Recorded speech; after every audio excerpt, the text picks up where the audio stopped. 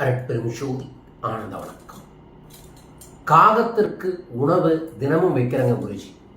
ஏதாவது மந்திரம் சொல்லணுமா சொல்லுங்க. எங்கள் வீட்டுக்கு பக்கத்தில் ஒருத்தவங்க சொல்கிறாங்க, ஆனால் என்ன சொல்கிறாங்கன்னு எனக்கு தெரிய மாட்டேங்குது, நீங்கள் எனக்கு சொல்லித்தாங்கன்னு கேட்டிருந்தாங்க. காகத்திற்கு உணவு வைக்கணுங்கிற மனநிலையே நல்லதுங்க, அதுவே மந்திரம் தான். ஸோ அதனால் காகத்திற்கு உணவு வைக்கும் போது ஒரு மந்திரம் சொல்லி தான் வைக்கணுங்கிற அவசியமே இல்லை. ஏன்னா உண்டி கொடுத்தோர் உயிர் கொடுத்தோர் என்று தமிழ் சொல்லுகிறது. ஓகேங்களா? உண்டி என்கின்ற உணவு நீங்க யாருக்கு கொடுத்தாலும் அவங்களுக்கு உயிரே கொடுத்ததாக ஐதீகம். அதனால கொடுத்தாவே போதும். அப்படி உங்களுக்கு ஒரு தெய்வத்தை பிடிச்சி அதை பண்ணணும்னாலும் தப்பு இல்லை. ஸோ நான் அதற்கு உங்களுக்கு சொல்றது, காகம் அப்படின்னாவே பித்ருக்கள் என்ற முன்னோர்களோட சூட்சமமான ஒரு பட்சியாகவும் அதை பார்க்கலாம். அடுத்தது, காகம்னாவே நம்ம கண்ணுக்கு தெரிஞ்ச ஒரு சித்தரை சொன்னோம்னா, சித்தர்களுக்கெல்லாம் சித்தர், மகா சித்தர் என்று சொல்லக்கூடிய காக புஜண்டவர், பல யுகங்களாக இந்த பிரபஞ்சத்துல இருந்துகிட்டு இருக்கிறவர். அவரோட மந்திரமான ஓம் நர்பவி நர்பவி, ஓம் நர்பவி நர்பவி என்கின்ற மந்திரத்தை நீங்கள் 5 முறை சொல்லி அதற்கப்புறம் காகத்திற்கு உணவுகள் வைக்கலாம்.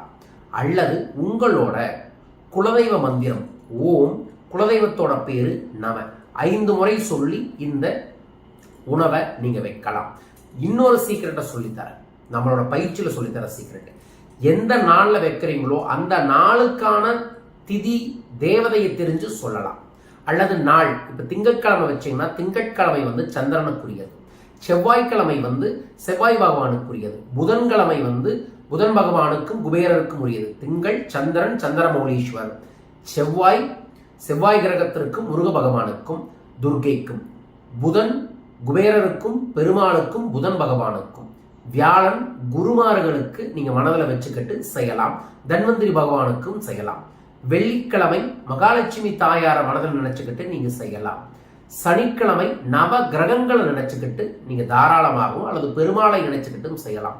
ஞாயிற்றுக்கிழமை சூரிய பகவானை நினைத்து கொண்டு சொல்லலாம்.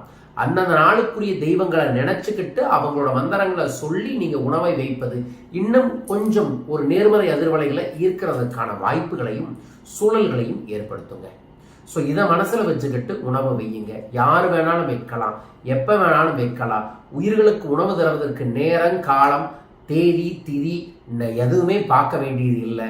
இதை பார்க்குறவங்க இதுவரைக்கும் வைக்காட்டியும் இனிமேலாவது தினமும் ஏதோ ஒரு உயிரினங்களுக்கு நீரோ உணவோ வெய்யுங்கள். அது உங்களுக்கு கோடி நன்மைகளை நிச்சயமாகவே கொடுக்க வேண்டுமென ஸ்ரீ குபேரவேடத்து குபேரரை மனதார வேண்டிக் கொள்கின்றேன். இதுபோல இன்னும் நல்ல நேர்மறை விஷயங்களை கற்றுக்கொள்ள மறக்காமல் லைக் பண்ணி, ஷேர் பண்ணி, பெல் பட்டனை பிரஸ் பண்ணி சப்ஸ்கிரைப் பண்ணுங்க. வாழ்க, நல்லது நடக்கும்.